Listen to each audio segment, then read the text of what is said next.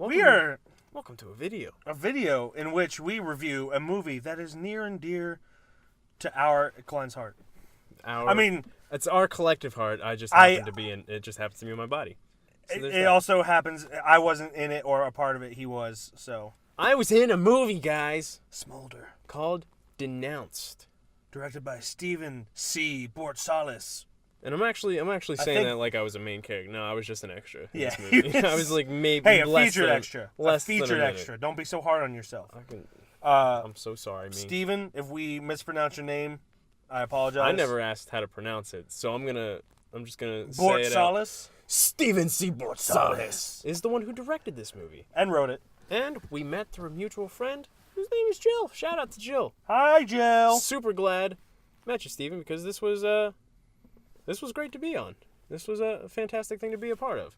Absolutely. But now we have to stop being friendly and get to KFR reviews, which we're also going to be friendly. So I don't know why I said that out loud. So, boom, let's get started.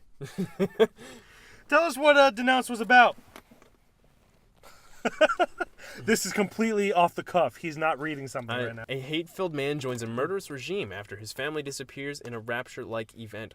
Struggling to gain faith after being excommunicated from this group, he finds solace in surviving with some nomadic... Did I just say nomadic? You did.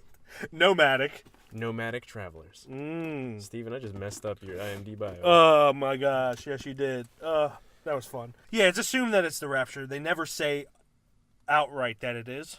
Yeah.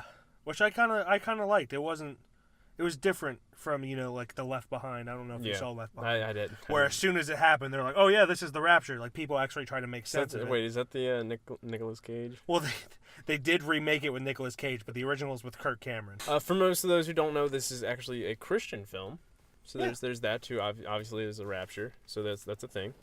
I don't know. And it's a micro-budget film. Yeah. It's a Christian micro-budget. It was shot guerrilla style, pretty much on weekends when they could over the span of a few months, if not a year. You got to do what you got to do. I've been in that boat. Hopefully, Steven and I are going to work together on another film. Screw me, though, right? Well, you can help us, too, but, but it's a super micro-budget. It's super independent, and you know what? You got to respect the fact that Steven made this film. Yeah. Actually, I don't know if there's any backing, but essentially, he made sure this movie was made. We probably should have got more information from you, Steven. We should have. We should have. But either way, it was really fun thing to be a part of for such a micro budget thing. It was really different from what we usually do, which is like with 6 people, and he kept getting groups of people out for everything that we did, and it was which I always struggled with when I made movies. Good for you, Steven. My friends don't like me. You done did good. I don't like you either. Get out of your car, Michael!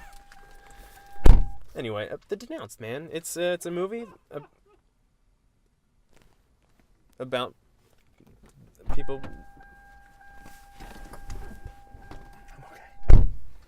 About people. Now, for a micro-budget, I don't know what the budget was, but for a micro-budget film, this is actually fairly impressive.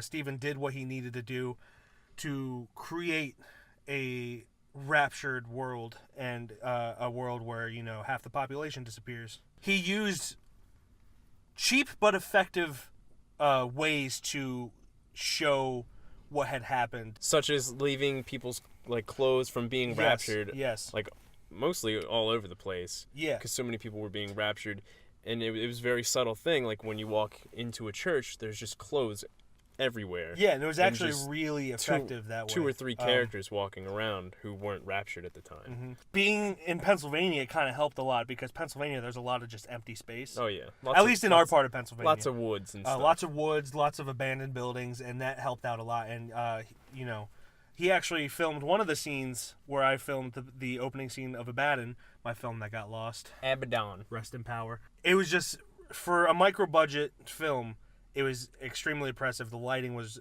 really good. Yeah, for limited lighting. He's unnaturally good for lighting. Yeah. I walked out of the theater that we were at after doing the premiere, and I was like, he's really good at lighting, and I didn't even realize how well until we sat down and watched the movie. You're better at lighting than I am. I'm more of a story guy than a technical lighting guy. I'm more of a crying smolder.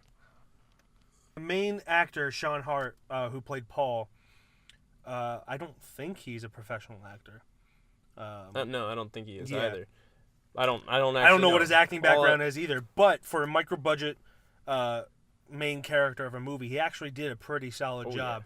Obviously, there's going to be some problems with all micro-budget. It's inevitable. All they're going to have some problems, micro-budget films. But he was actually very compelling in certain scenes, and for someone who wasn't an actor, didn't seem afraid to be in the spotlight in a way. No. So I actually really respect that aspect of it. And another thing that I really enjoyed about this movie is Steven made a group called it was like a government orchestrated group called the Horsemen, who were basically trying to find people who were like still faithful to God and trying to denounce them of their faith. And I thought that was a really cool group of people that integrated with just the story in particular. Another thing I really liked about it is, granted, not everyone's going to pick this up, but I am the son of a pastor, so I grew up going to church regularly, and I haven't read the Bible all the way through, but I know enough about it to pick up little nods to it. I really liked the way you referenced certain things in the Bible, whether they were intentional or not. It was cool knowing the stories of the Bible and picking them out. The entire story is kind of an antithesis of the story of Job, where a man loses everything, and rather than keep his faith in God, loses his faith in God. I know that probably wasn't intentional. At moments during this movie, he didn't mind getting intense with it.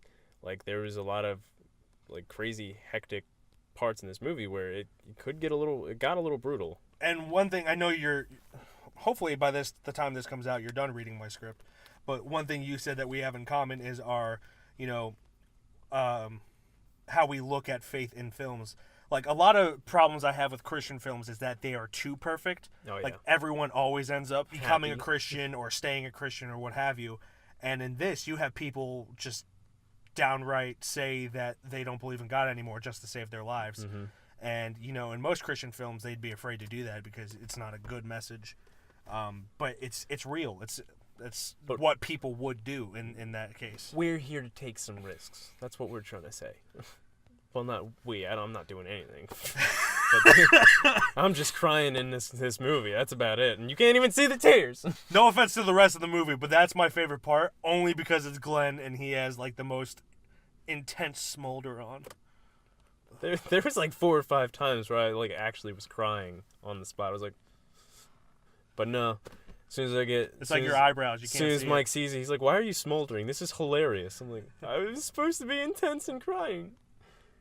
It's the smolder. So we're gonna go into, for lack of a better word, negatives, because again, this is a micro-budget film, so these are things that are just understandable. The point of bringing this up is to help Steven with his next film, maybe, learn from things that happened with Denounced, which we all go through as filmmakers. I've been through it, so this is not to dishearten anyone. This is only meant as This is only to help. As fellow filmmakers, Yeah. it kind of helps to have other filmmakers watch your stuff and tell you what you could improve on. That way, you're, you learn from... You can only go up from here. Yeah, you only go up. The biggest problem I had with it, again, nitpicking for a micro-budget film, is there were some pacing issues in it that I feel much could have been cut, especially in the beginning, when there's just a lot of walking around. You did it to show the passage of time.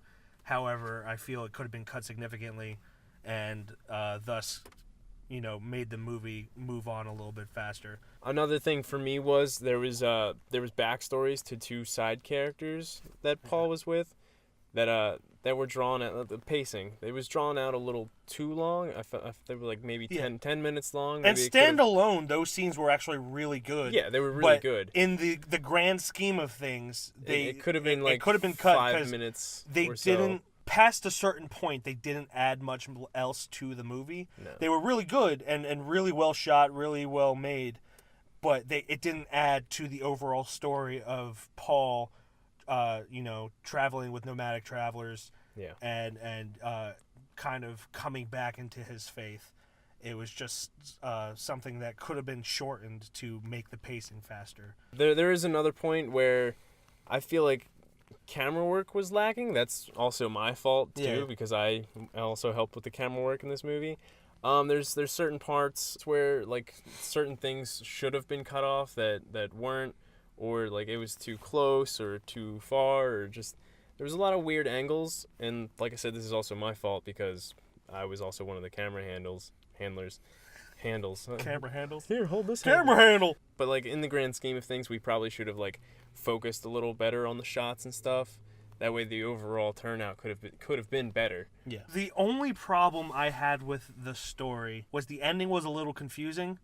Although it was super powerful, right before it switched back to the normal life, when they are all being dragged out of the barn and forced to denounce. It was extremely powerful when they all started saying the same prayer, which I think is as I walk through the valley of the shadow of death, I take a look at my life and realize there's nothing left.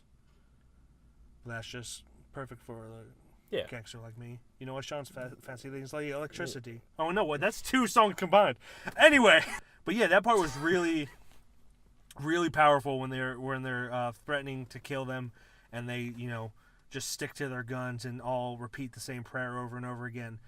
But then when it goes back to the normal life, I was a little confused as to what happened. My take from it was that they were in heaven. That's what I felt too when I left the theater. It went back to the normal life, but it was also the way it was edited kind of made it a little confusing. I second guessed myself, which if that were the case, I shouldn't have. But again, nitpicking for a micro budget film. It was a great experience to be a part of. It definitely opened my eyes a little bit, definitely motivated us to get back on track with our stuff, which is why he hasn't been doing Rec Mondays. But I've been trying to get stuff done. That's what I'm saying. I haven't made a movie since the Regal Film We're Festival. on our warpath, and we have to thank you, Stephen. Yeah, thank you, Stephen. Yeah. Hopefully you get to work with us for Of the Father. Definitely hope so. I don't think I told you that that's what it's called, but it's called Of the Father because I sent him the script, but it didn't have the title page. Hey, our next project's of the Father, by the way, people. So, yeah, I would love to work with you and get this made because after last year, I was a little depressed because we were going to get it made, and then it just kind of came to a screeching halt, and I want to get it done. Because the way my mind works is I can't write anything else until the thing that I have written is made, which is really bad. It's just how my mind works. But anyway, when we do get the chance to get all the information from Stephen, we're going to have it in the little description below of everything you need to find out about the Denounced. I believe you can buy Blu-rays or DVDs of it, and we'll put the information we'll about that get down that below. down there. Maybe post the trailer as well. Yeah. At the very least, you can see him and his smolder in it. Why wouldn't you just go see that movie for this? But it would have only been better if it was my smolder. That's beyond. I mean, if you were laying on the ground right in front of me, just clothes, it would have been better. Just clothes? Because you were raptured. You saying I would be raptured? Yeah, I wouldn't be. See, you got a ticket. You're pastor's son. I'm screwed. Because we all know pastor's sons are the most I'm just a bastard saintly-like people. Anyway, getting off topic. Anyway, like we said, we'll have the information down there. Over here is going to be his trailer for Denounced. It's going to be right there. Trailer for Denounced is right here. And right here is going to be a trailer for Denounced. Oh my God. Then right here's a trailer for Denounced, and right here's a trailer for Denounced. Be careful which one you click, because one of them might not be a trailer for Denounced. Never gonna give you up.